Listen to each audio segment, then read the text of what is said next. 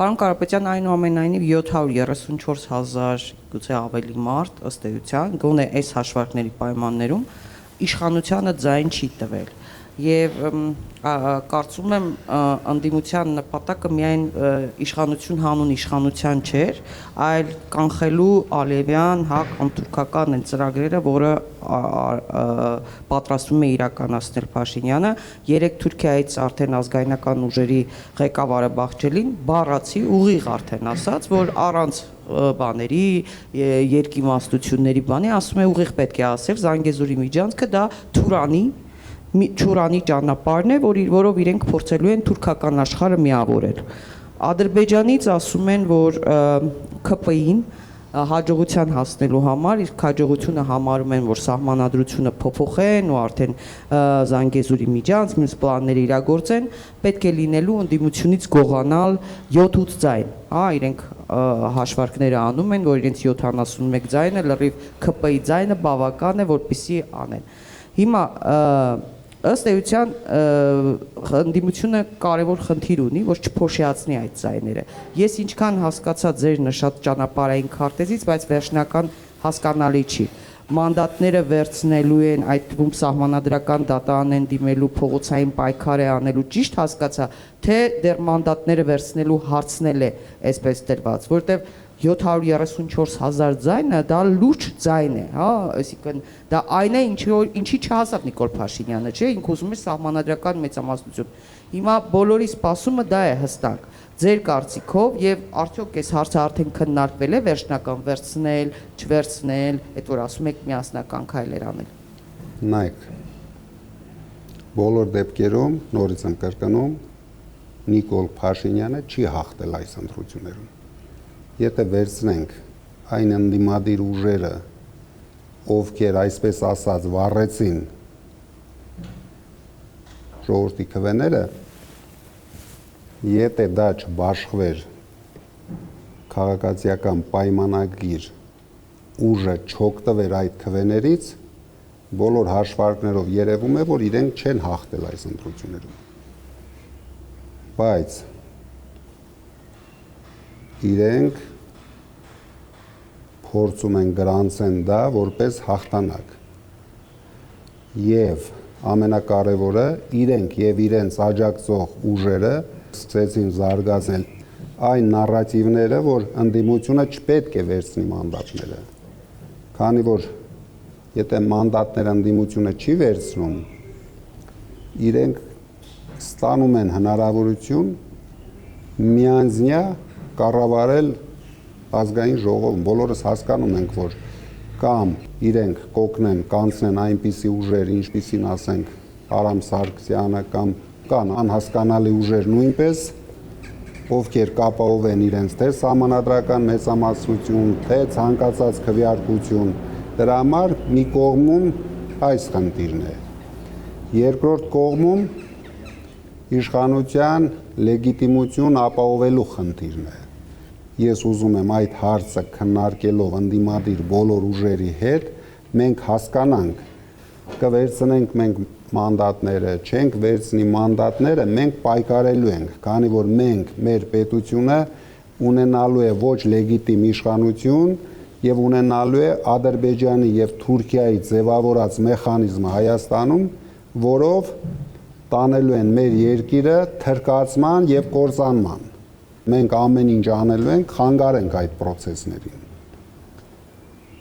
Ինչ վերաբերվում է մանդատների վերցնելուն, մենք դեռ ժամանակ ունենք, մենք հիմա բողոքել ենք սահմանադրական դատարան, ակտիվ մասնակցելու ենք այդ process-ներին, քանի որ լինելու է բաց քննարկում սահմանադրական դատարանում։ Եվ այդ օրերին այն հանրահավաքը կլինի, որի մասին ես հայտնեցի, սահմանադրական դատարանը պարտավոր է կայացնել ճիշտ որոշում, քանի որ ոչ մեկը չի կասկածում, որ Բարգավաճ Հայաստան կուսակցությունը անցել է 4%-ի շեմը, բայց բոլորիս աչքի առաջ, ինչպես իրենք չեղարկեցին տամենը երկու ընտրատարածք եւ այդ հարցին տվեցին ամբողջությամբ ապօրինի լուծում։ Դրա համար հույս ունենք Սահմանադրական դատարանում առաջին հերթին ճիշտ որոշում կայացվի, նոր ընտրություններ եթե պետք է անցկացվի։ Սահմանադրական դատարանից։ Հույսեր ունենք, որպեսզի Սահմանադրական դատարանը կայացնի ճիշտ որոշում։ Դրա համար հիմա հայտարարում եմ այն կուսակցությունները, ովքեր իրոք ցանկություն ունեն, ովքեր իրոք պայքարում են, ովքեր 7 խաղ չեն խաղում Փաշինյանի հետ, մասնակցեն այս process-ներին, բաց, թափանցիկ, մեր ժողովուրդը պետք է տեսնի, որ ուժերը իրոք պայքարում են Փաշինյանի դեմ, որ ուժերը օգնում են Փաշինյանին, բայց խաղում են ընդդիմադիր դիրքերից։ Մենք պետք է դա բացահայտենք մեր ժողովրդի առաջ։ Այս հարցին լրացում անեմ, շատերի մտավախությունը դուք եք լսել այդ մասին,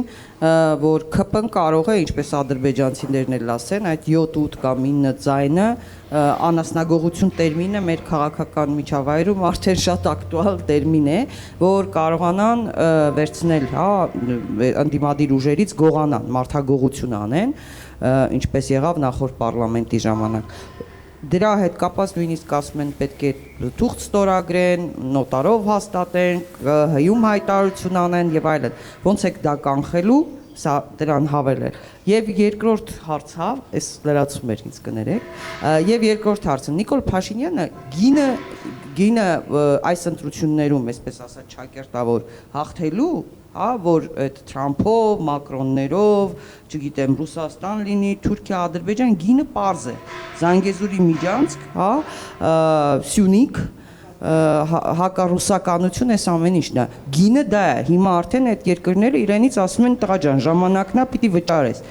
Ընդդիմությունը դուք պատրաստ եք այդ գնի տակ մտնել, նրանք, որովհետև դուք ասում եք պիտի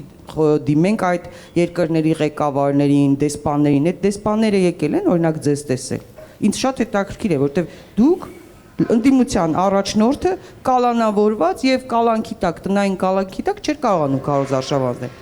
Եկել է որևէ հատկապես արևմտյան եւ նաեւ Ռուսաստանի որևէ դեսպան եկել է ձեզ հետ հանդիպի։ Քանի որ մենք նոր ենք ապացուցել, որ մենք գլխավոր ընդդիմադիր ուժ ենք, հույս ունենք դեսպաները դրա վրա լուրջ ուշադրություն դարձնեն։ Եվ մենք ցույց տվեցինք, որ մենք մեծ ուժ ենք։ Մենք նույնիսկ հաղթող ուժ ենք։ Դրա համար ես հույս ունեմ, իրանք դրան շատ ուշադիր կլինեն։ Մինչև հիմա իհարկե ոչ մի հանդիպում չի եղել, բայց ես հույս ունեմ իրենք էլ հիմա կհասկանան ինչ խնդիրների առաջ կանգնեցրեցին իրենք հայ ժողովրդին, քանի որ իրենք էլ իրեն ձևով մասնակցեցին այս ապօրինություններին, դա ոչ միայն արևմտյան երկրների, ես հույս ունեմ նույնիսկ Ռուսաստանի դեսպանն էլ ուշադիր կլինի այս հարցերին, քանի որ բացարձակ ապօրինություններով կատարված ընտրություններ են, նույնիսկ աշխարհի մասշտաբով, ոչ միայն Հայաստանի կամ ՍՆԳ-ի տարածքում։ Այսպիսի ընտրություններ ինձ թվում է ոչ մեկը աշխարհում չի տեսել, երբ ընտրության օրը, ընտրությունից 1 օր առաջ ձեռբակալվում են կոնկրետ մեր քաղաքական ուժի բոլոր գլխավոր գործող մարդիկ, բոլորը, շտաբերի պետերը եւ շրջաների համակարգողները, բոլորը 103 մարդ կալանավորված են միջև հիմա։ Կալանավորված են ամուսիներ։ Դա նոնսենս է աշխարհի մասշտաբով։ Դրա համար դրան պետք է ուշադրություն դարձնեն բոլոր դեսպանները։ Իսկ ինչ վերաբերվում է Թուրքիայի հայտարարություններին, Ադրբեջանի հայտարարություններին, դա հավատացեք առաջին քայլերն են։ Մենք ամբողջ ընտրաշրջանակ զգուշացնում էինք 300,000 ադրբեջանցիների մասին։ Մենք զգուշացնում էինք Ալիևի հայտարարությունների մասին, Ալիևի վտանգավոր հայտարարությունների մասին։ Եվ մենք շարունակելու ենք զգուշացնենք մեր ժողովրդին սպասվող վտանգների մասին։ Ես ոչ մի կասկած չունեմ, որ Թուրքիան ունի նպատակ, դրա համար ես ասում էի, որ այս ծրագրի մեջ մասնակցում են գորժ գայլերը։ Եվ այդպիսի գորժ գայլեր հաստատ մենք տեսնենք մեր ազգային ժողովում։ Կոնկրետ գորժ գայլերի ներկայացուցիչներին։ Դրա համար մենք հարկ ենք համարում նորից զգուշացնենք, նորից պայքարենք, որովհետև մենք եթե չենք պայքարում, մենք տեսնենք այդ ամեն ինչը մեր կյանքում։ Ինչ կանել իրենց հայտարարություններով փորձեն կարեն մեր վրա այդ ընտրակաշառքները, չգիտեմ, տարբեր ձևերով եռագլուխ կուսակցություն, իրենք տեսան, որ արդեն եռագլուխը չկա, արդեն մենք 500,000 գլուխ ենք, 500,000 գլուխ են արդեն, ավելի ճիշտ նույնիսկ 800,000 գլուխ են, եթե համարենք փոքր կուսակցությունների, չէ, փոքր կուսակցությունների հավաքած ձայներն էլ 600,000-700,000 գլուխ ենք, իրենք գործ պետք է ունենան ոչ թե 3 գլխի հետ, իրենք հիմա պետք է գործ ունենան արդեն 600-700,000 գլխի հետ եւ այդ գլուխները ամեն օր շատանալու են, քանի որ իրենք ամեն օր ձախողվելու են։ Դուք հիմա տեսնում եք առաջին քայլերը ամբողջությամբ ոչնչացնում են Հայաստանում գյուղատնտեսությունը, ամբողջությամբ։ Ինչ կանել ուզես փողերով խրախուսես, մարդկանց խապես նորից, բայց դա շատ ժամանակավոր բան է, եթե բոլորս հասկանում ենք, եթե ձեռնարկությունը փակվեց, իրեն ռեստարտ լինելու համար ամիսներ ու տարիներ են հարկավոր, որովհետև դրան գործող մեխանիզմներ են, գործող աշխատողներով, գործող բանվորներով, իսկ հիմա դուք կարող եք որպես լրագրողներ ստուգել, արդեն հիմնականում գյուղատնտեսական հիմնարկները իրենց բանվորներին անվճար բաց են թողել։ Ինչ արագությամբ կարող են այդ ռեստարտը ապահովել, մենք չգիտենք։ Ես տեսնում եմ, որ լուրջ վնաս է հասցվելու Հայաստանի տնտեսությանը, առավել ևս գյուղատնտեսությանը։ Դրա համար մարդիկ պետք է դա հասկանան, մարդիկ պետք է մեզ լսեն, վստահեն, որ մենք ոչ մի շահ չունենք։ Մեր հետևում չկան պետություններ, դուք բոլորը տեսաք նախընտրական փուլում, ոչ մի պետություն չարեց հայտարարություն մեր օգտին։ Դրա համար մենք հենվելու ենք մեր ժողովրդի վրա, ավելացնելու ենք մեր ժողովրդի վստահությունը մեր նկատմամբ, դրա համար համախմբելու ենք ընդդիմությանը, համախմբված ընդդիմության վստահությունը ունենալու է նոր էֆեկտ, սիներգիչսկի էֆեկտ։ Մենք հենվելու ենք այդ էֆեկտի վրա եւ ամեն քայլ ճիշտ գնահատելով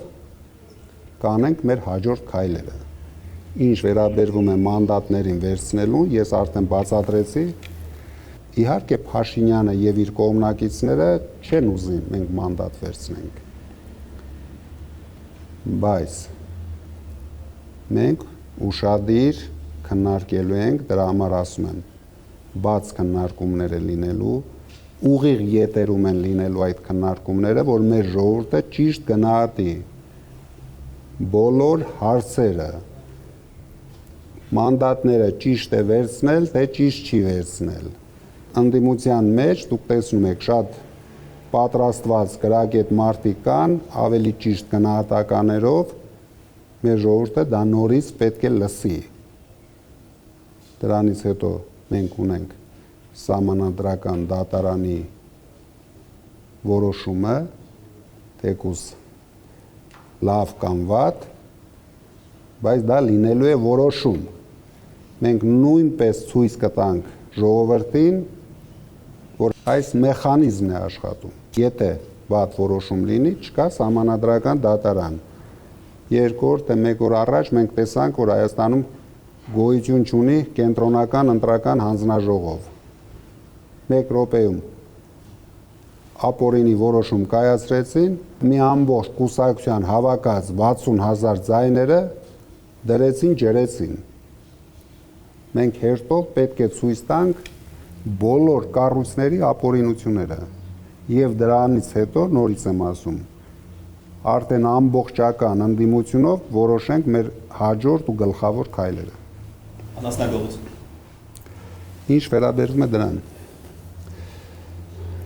Մենք ձևավորել ենք լավ թիմ, ես վստահ եմ ուժեղ թիմ, ես մեր մասով կարող եմ ասել։ Իհարկե իրենք փորձեր անելու են, մենք իլյուզիաներ չունենք, բայց վստահ եմ մեր մարդկանց ուժի վրա, դե իհարկե մենք էլ ենք փորձեր անելու։ Դա միակողմանի չի լինելու, քանի որ իրենք արդեն չունեն լեգիտիմ իշխանություն։ Մի բան է դու ունես լեգիտիմ իշխանություն, դու ուժեղ ես եւ ուժեղ կայուն իշխանությունով մարդիկ կձգտեն մաս կազմեն այդ իշխանության մեջ, բայց եթե դու ունես ոչ լեգիտիմ իշխանություն, մազից կախված իշխանություն, ես չեմ հավատում հայ երիտասարդի, հայ մարդու, որ ցանկություն կունենա մաս կազմի այդ իշխանության մեջ։ Մենք հակառակը հույս ունենք։